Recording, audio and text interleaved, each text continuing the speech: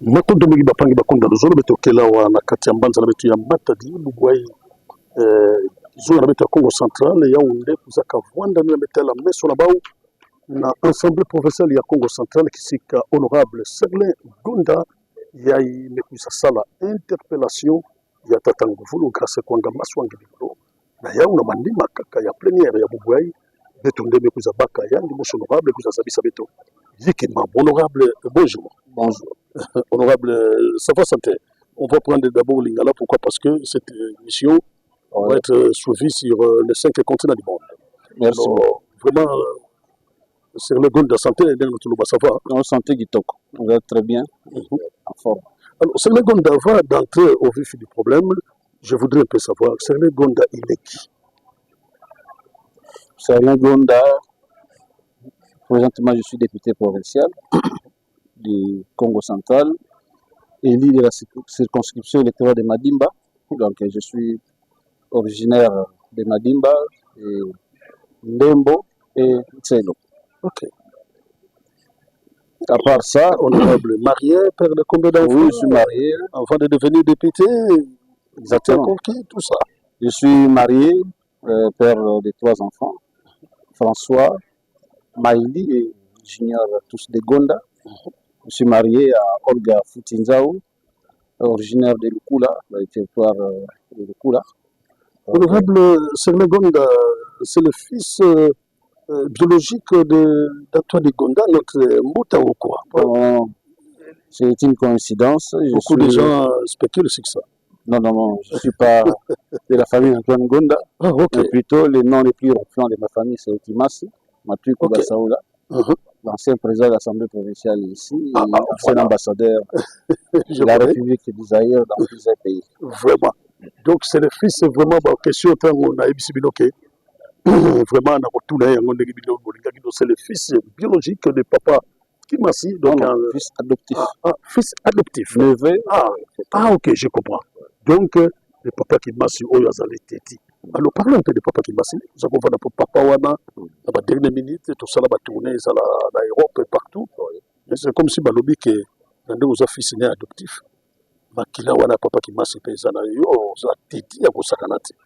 Bon, c'est tout à fait normal, c'est mon père, donc c'est tout à fait normal. J'ai hérité beaucoup d'histoires de lui. La politique, on a vu ça, donc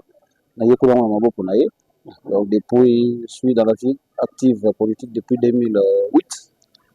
Zaki Naye, titulaire Congo Central, l'Assemblée provinciale. Donc, Zaki déjà été président à l'Assemblée provinciale. On était avec lui. Je suis médecin de formation. Ok. Pour soigner. En 2012, malheureusement, il est décédé entre mes mains, puisqu'il est décédé à la maison. Donc, j'ai tenté de réanimer, mais c'était trop tard. Avec une complication, alors, Papa Kimasi, nini atiki na kati ya mutu na yo avant tokota na yo moko? Papa Kimasi, c'est un politicien qui aimait la province, sa province, le Congo Central. En tout cas, il a l'écarté au-delà du Congo Central. Il a une priorité à la Mouka, à la cité du Congo Central. Donc, il faut d'abord bénéfice du Congo Central. Et c'est de là que nous aussi, on a hérité cet amour de la province du Congo Central. Parce que moi, j'ai plus étudié dans Kisantu, dans l'internat au CNS, et puis dans l'université, dans les bases à l'époque. Mais surtout, c'était lui qui nous a poussé à Osara Ndengwana, Todinga, province du Congo Central. Malgré la résidence, c'était à Kinshasa, mais il nous a poussé d'étudier le Congo Central, puisque c'était. C'est ce qu'il chérissait.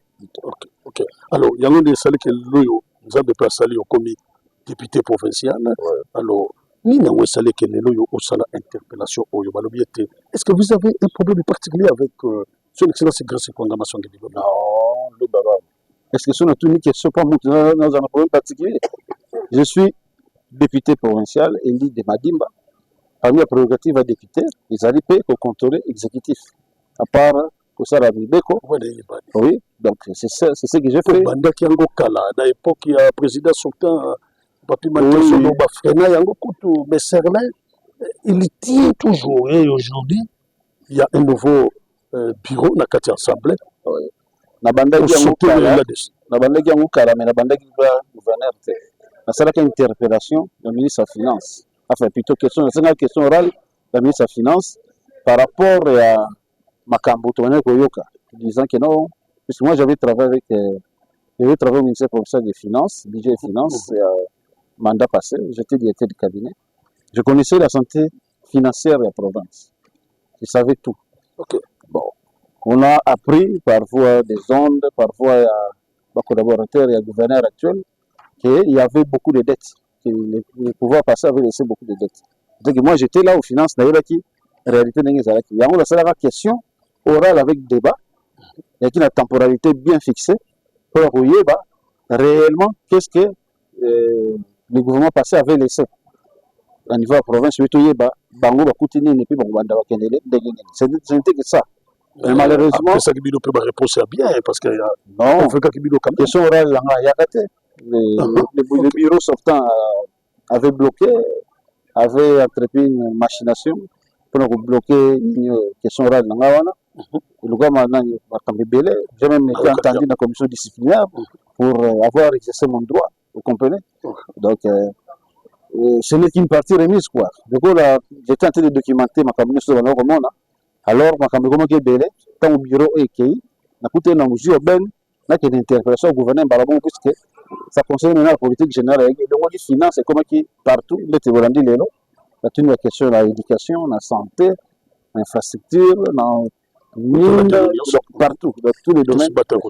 Oui, c'est ça. Vraiment. Alors, nous avons avant tout ça, on a une interpellation à l'élo. Vous jugez le président sortant. Le président sortant a bloqué l'initiative parlementaire NIOS. Ok. Nous avons l'initiative parlementaire rebelle, il y a un bureau, on a bloqué. Nous sommes venus faire le travail. Donc, on fait tout ça, c'est pour ça qu'on a décidé de changer le bureau. Parce que besoin qu'on pêche sur ça, ce qu'on tire sur les années. Non, on a décidé de changer le bureau. Tous les bureaux vous permettent l'initiative parlementaire de se faire. C'est ce qui s'est passé. Donc, mais je vous l'ai dit, aucune initiative, il y a entre guillemets opposition de choses aux Arabes, il y en a où les cas. On a fait exercice qui est négocié d'inventaire. Il y en a où les cas. Ça initiative, il y a honorable Pichou, une fois, mais c'était quelle pression de ça qui pouvait les cas. Donc c'était ça. Ils avaient cédé, mais ils ont encadré. Mais maintenant, là, il y a qui sont libres. Les gars sont libres, c'est normal. Quoi. Ok. Alors, revenons maintenant au lieu d'interpellation, mais dans mon groupe, sur plus de 17 députés, exactement. Est-ce que je m'en étais déjà divisé côté de la Assemblée provinciale et est-ce que beaucoup évolué bien? Non. Aujourd'hui, il y a une nouvelle majorité au niveau du Congo central. Parce que vous êtes venu au nombre de 21 aujourd'hui. Oui, il y a un qui est en Europe, il y a Lobby, donc à partir de lundi, pour battre son nombre. Donc la nouvelle majorité actuellement est constituée de 22 députés. 22 députés. Il y a un moment qui 21, il y a Lelo, et puis mon corps, à Poto, à Zoya, au Maroc Roméo, à Zoya, au moment où il y a 22. Alors, revenons au second. Et là, il y a une interpellation. Et les gens ne peuvent pas faire une interpellation. Parce que nous, ils ont une motion. Nous sommes jaloux, il y a une conti. Et qu'on soit dans la motion. Il y a une interpellation. On a une interpellation. Les alliés interpellation, on a côté ici. Député, ils ont différents moyens. Il y a contrôle, il y a exécutif. Notamment, les premiers moyens, ils ont des questions écrites. Deuxième, ils ont des questions orales avec débat. Troisième, ils ont interpellation, on a côté ici. Quatrième, ils ont constitution commission d'enquête. Et puis, motion, ils ont un dernier rapport. Donc, parmi les éléments, on a la police dans l'interpellation. Pourquoi interpellation? Parce que l'interpellation est plus rapide. Et puis, la interpellation politique générale du gouvernement. L'interpellation est plus rapide, puisque lorsqu'on dépose une interpellation, le bureau est obligé de mettre cela à la disposition de la plénière de Hollande. Vous comprenez? il a makambo te pour mais la ndenge ce que vous mettez à la disposition plénière l'interpellateur passe à débattre il faut convaincre les députés ceux qui vont dire de utindi yango pa ya gouverneur c'est ce qui s'est passé aujourd'hui j'ai j'ai exposé dans l'axe na question na ngai pertinence à question na ngai j'ai réussi à convaincre mes collègues députés de yango utindi gouverneur qui est enfin bureau utindi la gouverneur et dans les 8 jours pour répondre à la question à côté de l'Angokan, parce que des spéculations est bandit, à côté de l'Angokan. Aujourd'hui même, bon, là c'est le bureau. C'est le bureau. Mais l'essentiel qui est, la population est au courant, on a débattu. Je ne sais pas. Ça dépend si par exemple, par exemple, dans les 8 jours, là, selon l'article, est-ce que ce qui gouverneur a été, qu'est-ce qui va se passer? Non. Mais si le gouverneur ne répond pas à l'interpellation, c'est-à-dire qu'il désobéit à l'Assemblée plénière qu'il avait votée, on va tirer les conséquences. Et la conséquence, ça sera quand? S'il ne vient pas, il démissionne automatiquement. Mais s'il ne démissionne pas? S'il ne démissionne pas, on va passer à la motion. Mais pourquoi est-ce que vous a posé question alors on répond? Parce qu'il est l'émanation de l'Assemblée. Ce n'est pas la population qui vote le gouverneur. C'est la confusion. C'est l'Assemblée qui vote le gouverneur. C'est l'Assemblée qui vote le gouverneur. Alors il doit répondre. C'est-à-dire redevabilité. Quand on veut gérer la chose publique, il faut la redevable envers la population. Vous comprenez? Biso doit aller dans grand électeur. Biso n'est vote qui est. Vous comprenez? Il doit venir nous rendre compte de la politique à ça. Alors, ceux qui ont désobéi, ils doivent tirer conséquences. Soit désobéir, le Rwandais, vous avez des choses avec la motion. Mais oui, le peuple, parce que les gens donc il faut, donc il a 8 jours. Ce qu'il y a lobby à Yenaï. Vous comprenez? Dans les 8 jours, il va lobby en français. Ok. Vous comprenez? Ce qui est on a pris le 4e jour à Yenaï. Bon, ce qui répondre, il n'y aura pas de problème. Mais c'est ce qu'on veut, non? Nous, qu'est-ce qu'on veut? C'est la transparence dans la gestion, c'est la redevabilité. Vous comprenez? Il a obtenu un mandat pour être Kamba, Congo central en Wimba. Vous comprenez? De temps en temps, il faut retourner à la question. Ah, au Salinzela. Au Salinzela, on a combien? Vous comprenez? C'est la question, là, vous tournez. Ah, au Tongi école, est-ce que Baba est ça? Ou bien on a combien d'écoles? Tout simplement. Vous comprenez? Et tout ça, c'est tiré dans le programme à défendre qui pour comme gouverneur. Il a défendu un programme de 5 ans. Toutes les questions qu'on posées, dans Julien, il y a un programme où il y a défendre. Revenons un peu sur la matière financière, honorable. 20 millions pour le pédale. Parce que il y a un million, parce que le 8 millions, 9 millions, 11 millions, 17 millions. Est-ce qu'ils ont pris la totalité des 20 millions? C'est la raison pour laquelle nous avons posé cette question. Alors, vous éclaircir est-ce qu'Azouaki 20 millions? C'est vrai qu'il a autorisation à 20 millions. Okay. Est-ce qu'il a retiré combien? Il a 20 millions, il a retiré combien? Et puis, à ça, il a un 1000, tout simplement. Ah, ok. Ouais. Ok. En tout cas, honorable, en direct, il y a Nakatia Batadi, Banapoto, partout, c'est honorable Serle Gonda, Oyo, les Loyo, Nakatia, interpellation. Alors, on a l'objet, Nakatia Nabino Bozo se met des ordres. Bozo Ngaboko, ça va institution, Boutro Zobambongo, la Kinshasa, Bato Likolo, Baso Cité, Bato Bele, Biso, Ozaïou, Vlabankamba, Tokosa, réseaux sociaux, Bani et tout. Après André Wameso, Azoko, Pouye Bilo Makasi, pour beaucoup ça. Le gouverneur Grassi Bilolo, tous associés à Batubele, à Kinshasa, ils ont cité même la première ministre, Maman Judith Souminois, dans ce temps après Combo, parce que ça vraiment, Maman Nabiso ne Congo, Batubele, une litanie des gens. Honorable. Ils ont solo, population de Congo, non, il y a des Congo. Vous votez qui biso, vous tenez qui biso dans l'Assemblée pour tout défendre, bas droit, intérêt, il y a la population du Congo central. Ce que nous sommes en train de faire, c'est une révolution consciencieuse. Vous comprenez? Une révolution, il y a une conscience là-bas pour tomber la province à Congo central. Oh, Makamni, ceux qui est tel, ceux qui est tel, sponsor tel. Non, ce n'est pas vrai. Ce n'est pas vrai. Et là, vous côté, au Tangiwana. Bakombo Bambuta au Tangiwana, ce sont des notables vraiment respectés au niveau de au niveau de Kinshasa. Il ne faut pas que ça bango na makambo wana. OK. Ce qui na Congo central to yebi mutaki na sponsor, les amis gouverneurs en place. Na beaucoup tanga kombo na ye. Vous comprenez? OK. Il est devenu gouverneur comment? C'est parce qu'il y a eu un sponsor, le sponsor est connu, na autant kombo na été. Donc nous on n'a pas de sponsor. C'est dit que avion wana taboke daki na avion c'est ça $95, non? On est ça qui frétait hein pour ça mais c'est ça, ceux qui vous sangani parce que frétait on comme sous cher. Ceux qui sangani 25 personnes. Vous va friter vient. Ils ont combien de places dans l'avion? À Touni. Puisque il fallait qu'ils nous en bas pour organiser. Na ibisa nanyo secret moko. Oye ministre intérieur c'est biso après ça biso mituka pour organiser plénière dans Kasango. OK. Mituka il vous a proposé ça. Mais oui. Non, on n'a plus de disposition. Il faut que nous ayons la matade. Parce que c'est d'accord. Dès que nous avons une disposition, il y a avion. Vous comprenez que tout ce qui est délocalisé, beaucoup ça l'ont partout dans le professeur. Mais c'est reconnu la règlement intérieur. On peut délocaliser. On peut délocaliser la plénière poste Olingi. Dans le cadre du Congo central. Il suffit d'atteindre la majorité des sièges.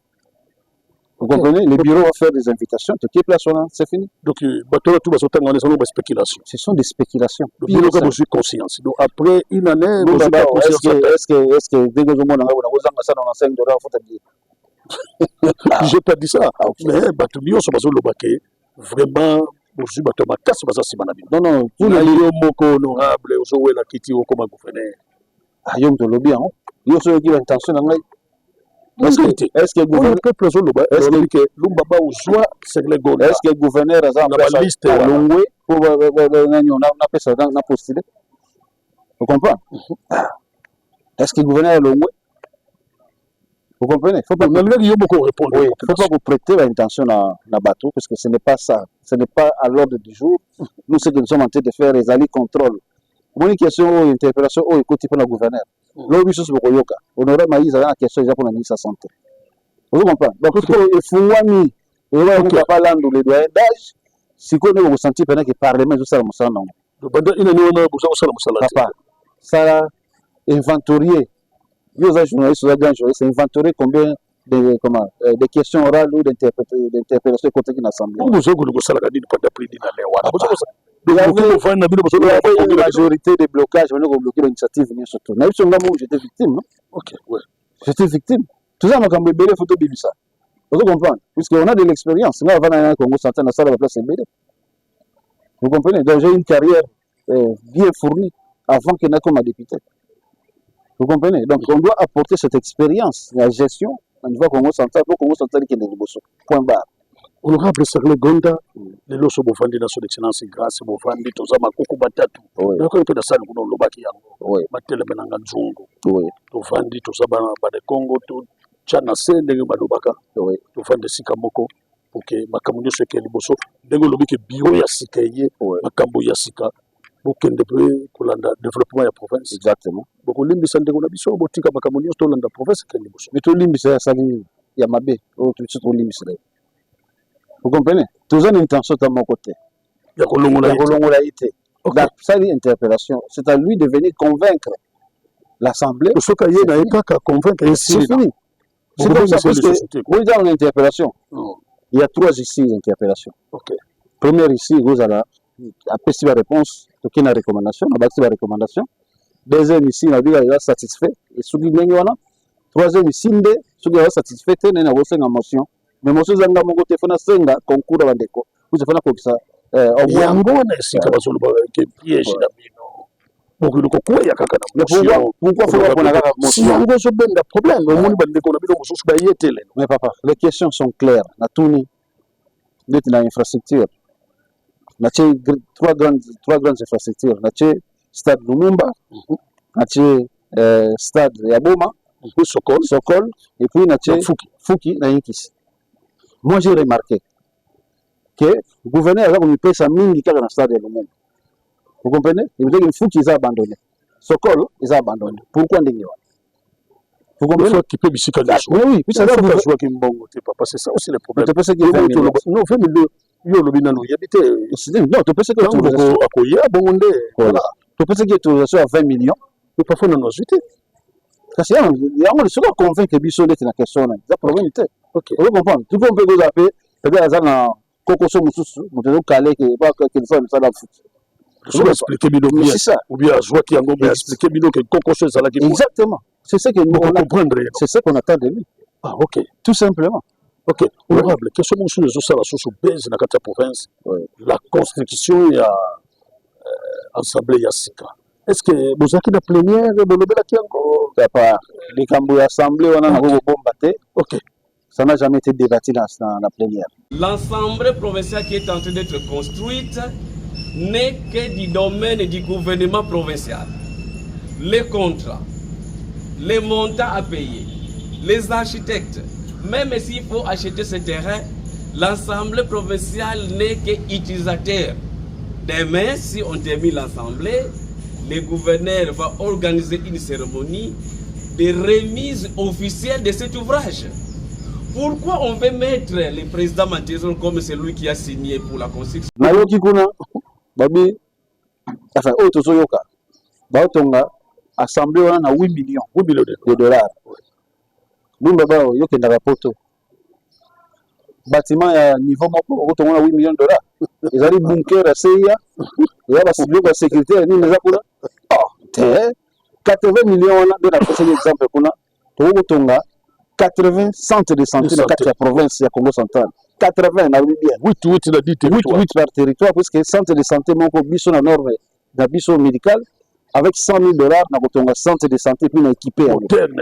Oui, il y a bien et puis na équipé avec 100 000 dollars. Est-ce que bango ba 8 millions ba pesa bâtiment ya niveau moko. Est-ce que ça normal?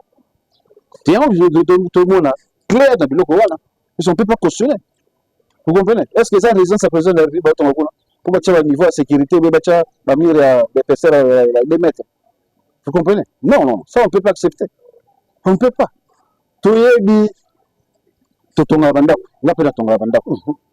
La fena tongi saka bandako, voilà. Na yebi les mètres carrés représentent combien d'endako étage? Yebani. Ni ba kotia na kati ko 8 millions. 10 mois. Non, c'est quand même réaliste. L'Assemblée provinciale qui est en train d'être construite n'est que du domaine du gouvernement provincial. Les contrats, les montants à payer, les architectes, même s'il faut acheter ce terrain, l'Assemblée provinciale n'est qu'utilisateur. Demain, si on termine l'Assemblée, le gouverneur va organiser une cérémonie de remise officielle de cet ouvrage. Pourquoi on veut mettre le président Matezol comme celui qui a signé pour la construction? Parce que l'émission va vous les 5 continents. Tant qu'on a le bas qui était bâti comme un ensemble, les prioritaires, il y a peuple. Batu nyonso ba yiningai. Batu ba moninga mabe. Na banga motute, na pesa batu respect, même le président sortant. Akeda ko loba mabe. Isikanga na sala kamena vai na ngai. Lelo bolandi bino moko makambo na loba kanga na za. Je prends d'abord des informations à la source avant de venir l'évoquer devant la télévision ou la radio. Basalata et l'autre côté, débat mon côté, surtout il est là. Je le confirme. Il est là. C'est ça. Confirmé, on l'a confirmé. On n'a jamais débattu de cette question de l'Assemblée. Quand on a assemblé à 8 millions. Non. Mais surtout quand on a réseau, on 8 millions. 8 millions. Quel gâchis dans le lobby. C'est pas normal. C'est pas du tout normal. Lobby, le baba was a très très, le baba 88 millions de tonga biloko ebele. Ba centre de santé, tonga ba école. Vous comprenez? Donc togo pesa ba kisi na ba centre de santé, na ba zone de santé. La population va en profiter. Pesa ba ambulance na 8 millions, c'est beaucoup d'argent. Beaucoup. C'est beaucoup d'argent. OK. Ambulance on va combien? Ambulance là, c'est combien? C'est 60 000 dollars maximum. Combien d'ambulances on somme pour 8 millions? Alors, et là, quand je suis Tanzanie, le lobby d'Ayabaki, on a dit aux francs, dans tout le pays, il y a un salaire, ce qui est bon, à Kinshasa. Parce qu'on a dit 500 000 mensuellement. 500 000. Parce qu'on fait ça à Kinshasa, parce qu'on a Kinshasa pour régulièrement. Est-ce que l'organisation la longue 500 000. La longue 500 000 lobby. Président soit maison que c'est bon. on a 500 000 par député. C'est 40, 20 millions ça reçoit. Place de Mano qui est évité. Ce n'est pas de l'argent retraçable. De rien. Trace exacte, il y a 20 millions. Et le président Antizoro viendra s'expliquer par rapport à mais oui, puisqu'il y a une commission d'audit qui est là, il doit nous dire. Puisque ça, combien de mois il y a côté depuis avril l'année passée. L'autre combien de mois depuis les 16 mois, il a géré cette assemblée. Quelle est la raison qu'il a donnée pour que Bazwa Kabila 500 000 500 000, il disait que non, ils ont pour l'Andela, na Kisasa, mais papa. Tant que vous l'Andela, bon, vous comprenez? Pour le logo, la sauce, et puis il y a régulièrement, il y a un solo. Vous comprenez? Donc c'est ça. C'est le goût d'Adayo Foulabakamba, c'était un grand plaisir. Le toujours cité Nabiso, nous on rassurer la population Zolanda Biso, les loyaux, na Katavila Batadi. On rassurer Bangoli. Population, il y a pas seulement ville de Matadi, mais population Congo central. Exactement. Non, tout le bagage congolais. Oui. Puisqu'il y a un réseau, et il y a comme un problème ethnique, un problème, il y a un district. Non. Ce que moi j'ai fait, ils allaient prérogative, une exercice prérogative parlementaire pour interpeller le gouverneur. Moi je suis de Okaya, c'est vrai, le gouverneur est du Bas-Fleuve, mais lorsqu'on parle de l'État, il n'y a pas de clivage. Vous comprenez? En homme d'État, je suis du Congo central de partout. Vous comprenez? Je représente à la fois Mwanda, Boma, Kisantu, Kasangulu, Luozi. Donc je suis là. Le Balungola, Namutuna Bango Makambona qui est non député à Lukaya, il y a quoi ça gouverneur à Baflev. Non, non. Ce n'est pas ça. C'est une prérogative parlementaire organisée pour exercer les droits en tant que parlementaire pour contrôler l'exécutif. Lui, on a posé question. La seigneur gouverneur, il a 8 jours sur la transmettre des questions. Abanako Bongama, il peut répondre à lui. Ceux qui n'y surtout à répondre est normal. Ici, il y a 3 ici. Soit je serai satisfait de ma réponse à ça. Soit je vais ajouter des recommandations. Ou sinon, il y aura une motion de défiance par rapport à ce qui va convaincre le député. Donc c'est comme ça. Donc, de ce qui convaincre, il y aurait une motion de défiance. Mais nous avons exercé droit parlementaire. Les prérogatives. Donc il y a un privilège. Tant que la population a voté, après c'est un privilège. Mais oui. Sinon, ils ont dit que côté, vous m'avez vendu la pour foutre la et vous avez proposé de défendre. Vous comprenez? C'est ce que moi je suis en train de faire. C'est ce que je suis en train de faire. La Katia, ni Nabidouane Boza Vende Wana. Et de Yote, Yomoko Kakosaliango. Oui, honorable. C'est le cas de Baladiboso, c'est tout à fait normal. Vous avez vu, nous avons Komaka. Na Komaka Mingi. Natangaka mingi na komaka mingi na hizo c'est nanyo interprétation na sali o ibandi lelo te donc ibanda ki déjà à partir de question orale o la saga n'est passé ba bloquer yango puis c'est chaque fois so il kambeza naza ko enrichir et puis yango mona sali wana je suis médecin à part médecin à part yo dit que to kuteli lelo oui merci beaucoup à part médecin Nazali la maîtrise en économie, diplôme en maîtrise en économie de la santé. Et puis là, je suis doctorant en économie et gestion. Donc, d'ici 3 ans, dès 3 ans, je devenais professeur des universités. Donc, c'est moi-même qui ai conçu cette histoire. J'ai surtout dans la Komaganga Moko. Batubele Bayebinga, même maintenant dans le gouvernement. Attends, on a eu le ministère de la Santé, il y a finance et budget. Na komaka na ba discours yomoko ngamoko na komaka na ba programme donc na kutanga te ba komaka ba programme c'est très important to yeba gabato parce que c'est le gonda azole kana grande mission yu vula banka ba batwazela ka pour la information à province ya Congo central bon tali ba qualité mona mobalo yo bo yoki yemoko le bana ya suka na kati ya population ba de Congo parce que batu bele bazala na kati spéculation yebisa bango le sous pour la tika yo na ebike il faut que le paiement vous avez trop travaillé et interpellation tous là. Congo central au CPLA, na bureau de l'Assemblée Sika oui, le bureau de Sika où c'est un député mieux surtout à s'exprimer librement. Donc, va désider surtout la population et pour les cas, dans le bureau où il y a toi appuyer, nous ça président soit mais ça là, il y a une équipe naie, parce que le bloc qui tabou, au biso na les caté, des tinaï interpellation dans l'équipe. Donc, par initiative parlementaire, nous sommes écoyer sous les collègues. Autour de ça, les alliés musala au bout de la biso, et le président, et donc ma bête, musala ma biso tout ça la musala et puis Congo central et Kende Duboso.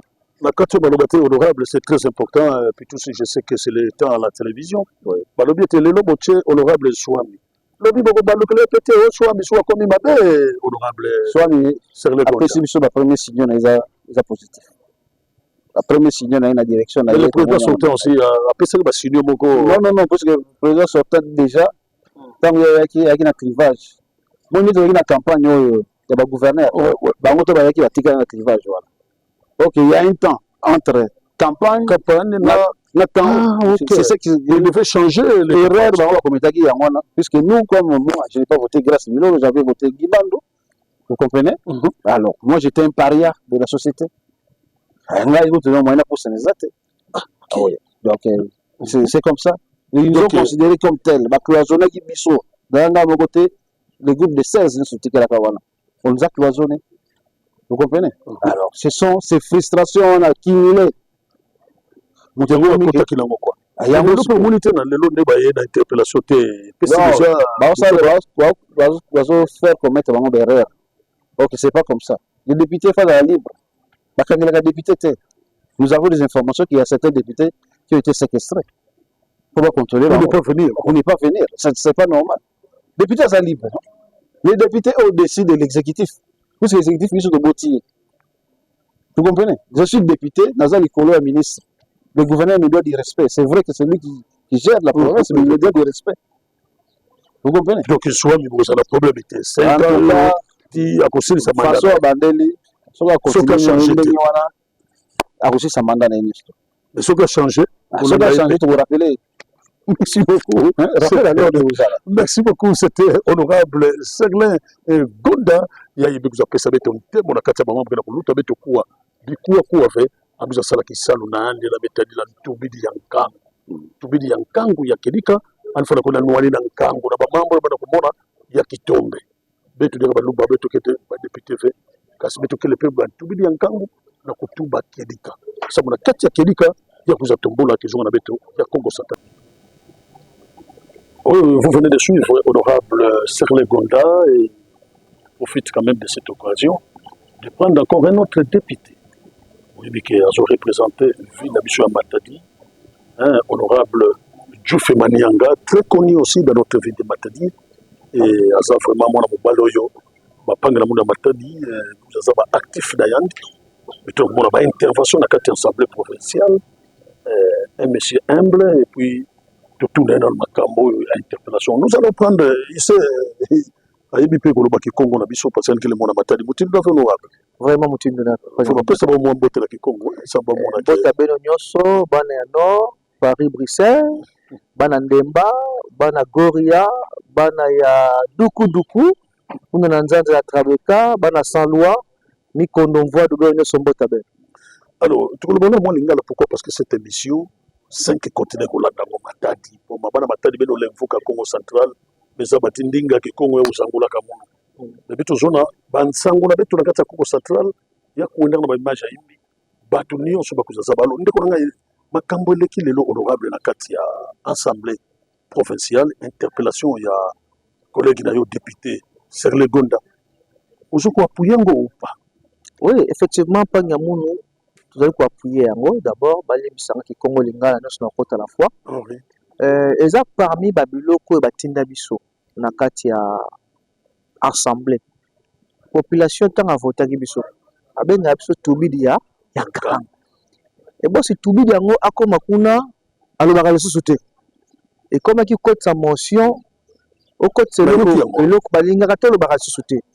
Moi je pose la question à ta population bayebisa biso ou ya député batikali côté kuna bazo bakeno eza ya lukuta nanga ko pesa ngai montant réel autodefaki ndengani tokozongisela ngo banki nini tokozongisela apesi biso et puis na to intérêt nini Ce que tu as qui ensemble, ils apprennent à gérer la population.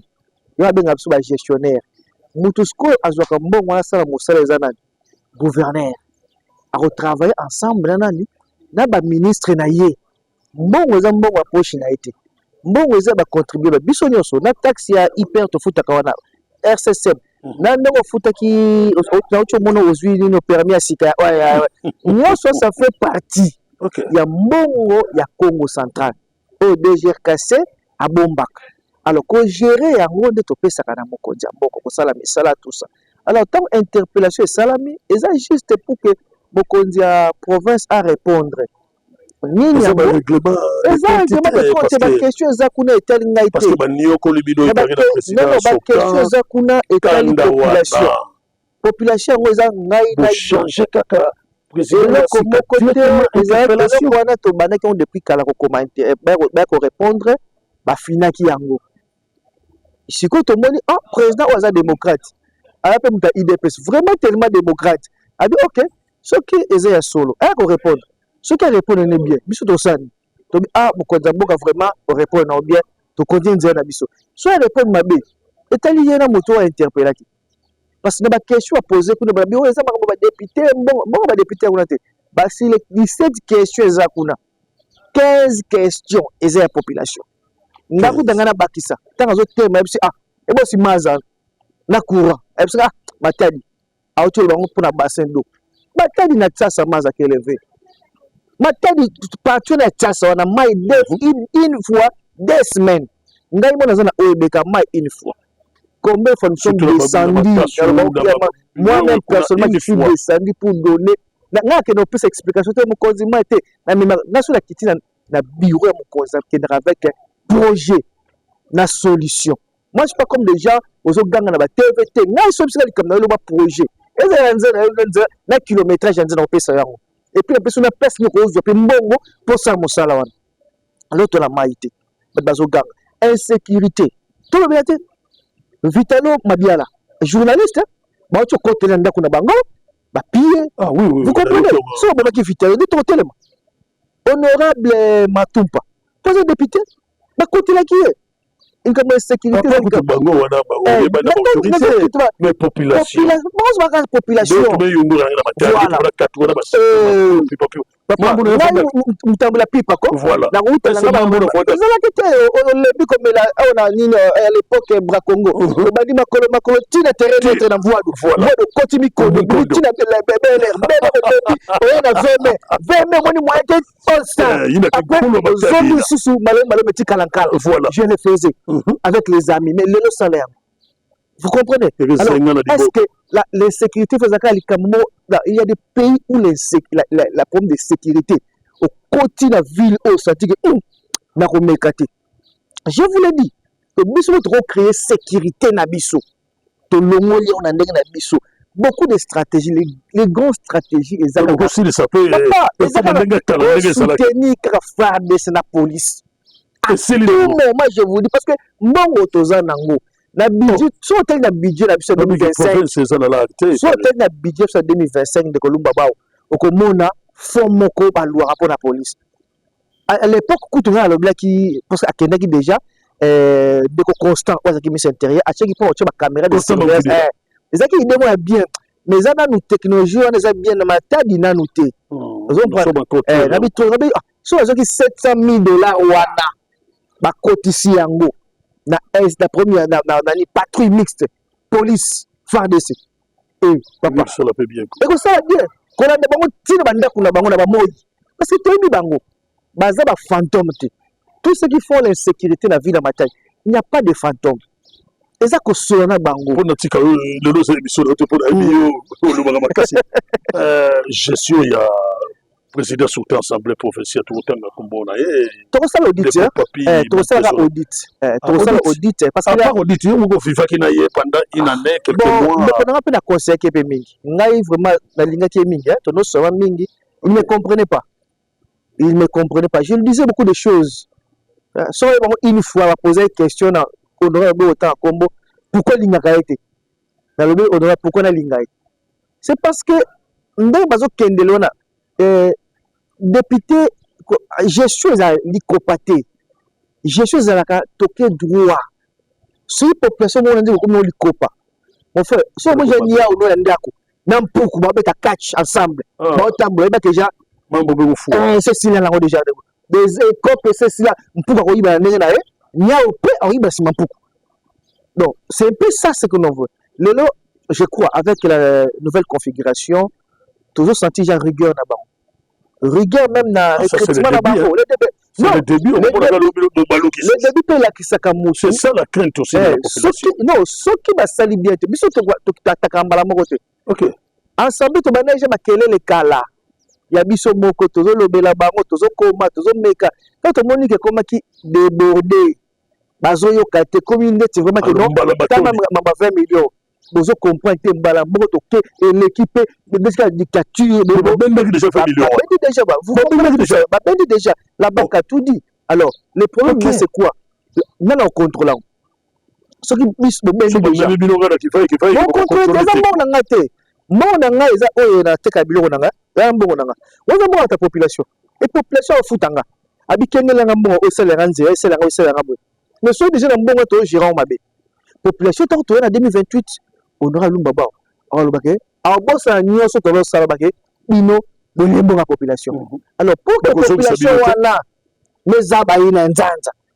ya baoba balo bateka yepeli de préférence to changer bango peut-être l'animateur à province et plutôt ya assemblée provinciale pour que ba côté ba meka ko sala pression OK na exécutif en faire ça après misana on a tika ondeko parce que na bonisa pitu ça salanga sini mais bozo sala ke loko na pour déstabiliser pour panzani ba député provincial bozo sala ngoka pour déstabiliser province bozo wela ndeba intérêt na bino moko ya mabumu na bino mais sur les 17 questions des questions ba député 15 de la population OK la 17 questions la taille yango d'abord bandesko to na mutu chaque question est-ce 15 est la population 2 est la population la population chaque jour population dans la TV non mais ba chaîne to landara ba chaîne sur la TV les gars surtout la tranche matinale to landara minute bla minimum sur la population to komaka to zozwa ba zolela ti siko ba zolela rapport de sécurité to koma ba zolela rapport na mai ba zolela pour ba nzela cité to koma alors nous ça fait partie quoi ba doléance nga matadi ya boma ya mwanda ya chela ya lukula ya kikinza ya dina ya sekebanza ya kivula tout cela ya mwanda fait partie des doléances de la population. Tu dis que le gouvernement central a une part, mais le gouvernement provincial a une part de faire la salle. C'est un peu ça. Il faut contrôler la déstabilisation. C'est que y a une banga salimabe. Pour monter à salimabe, à Kobanga na été. Le lot où tu l'as quand il y a ensemble qu'on a bandé pour le soubayete. Et combien de maillets mabete? Parce qu'il faut des tiers pour siéger il faut moitié plus 1 pour siéger ba matière mususu faut des tiers so ba tra ba yesu souté et voilà les gens ba matière des tiers si vous des tiers il faut ça plénière mususu to ça plénière mususu au même jour à décalage ba mona ni kaka te peut bazina moi tabayete on ne peut pas bloquer une institution. Lorsque les institutions de la majorité, c'est bon, nous partons. Et encore,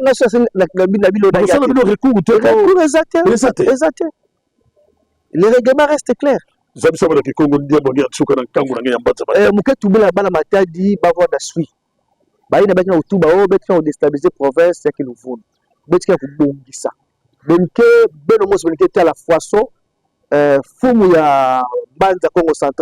Anike Touba. Si Anike a raison, Betke Boudila Maboko. Si Anike a tort, ben cette population, Betke là en direct. Après Betke Jessi, Betke ça déstabiliser ou Betke stabiliser province. Merci mon père. Rebanda Kamboto de Manisa Mota vous a kafanda tubidi ya kango pangela beto. Juif Manianga bana bata matala beto pesa mona bakala ya Maboko. Yintu ya kusanswa ya mbote. Bada wakati ya manza beto ya matadi bapangi ya Congo Central ya République démocratique ya Congo. Nzambi fona bele naso. Na bilu muna kuisa na